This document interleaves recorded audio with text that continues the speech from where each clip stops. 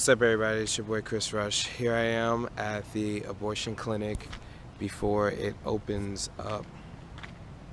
Well, I guess it is open, and this is Saturday, and so before the end of the day, this parking lot typically is going to probably be full.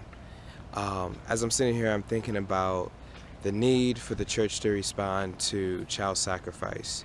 I put a Facebook post yesterday saying that if they legalize the murder of 3 months old, newborn babies up to 3 months, would we react to that? Will we be grieved enough to come to a place and cry out for those who have no voice to not be murdered?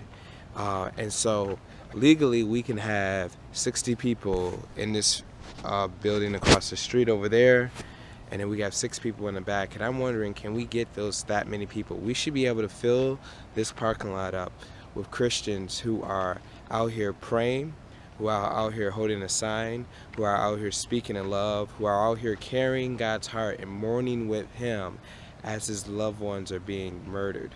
You don't have to go to another country to be a missionary. You don't have to have some another type of crisis to hit our nation to be like, oh, I need to get involved. There's a crisis today.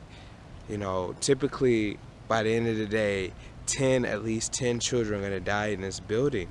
And since now you know that, what are you going to do about it next week? And so we have to respond to this, because if we don't, we're showing we're not true believers in Christ. And so my goal is to try to get as many people here as possible on Saturdays, and then throughout the whole week. I just imagine girls pulling up and seeing crowds of people out here with compassion and love and with the truth, and saying, no, this is not the way. That's a heavy witness for somebody who already knows that murdering their child is wrong.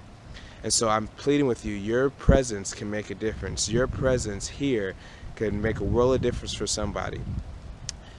Just to highlight one of our abolitionists, Sandra, when she started coming out, within the first 2 months, she was able to get 2 women in her car to talk to them about the abortion they had planned. And we know one of them went through with it, another one said she didn't. We don't know if she ever went back.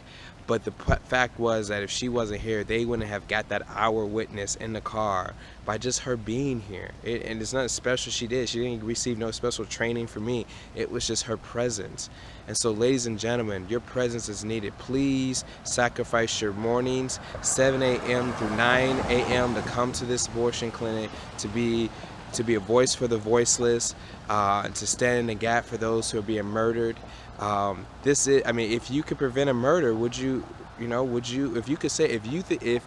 a possibility that your presence could change somebody's whole life, would you do it?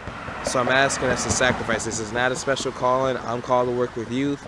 I'm here because they're killing babies. Simply that. I have to respond to that. I can't just ignore it when it's going on and down the street from my house. All right, so Chris Rush, Mayor Whoville, it's time to get active. It's time to raise our voices. Now is the time. Join us in the prayer meetings. Join us at the clinic. Join us again loud. Help us start this radio show. The time is now, ladies and gentlemen. Let's get started.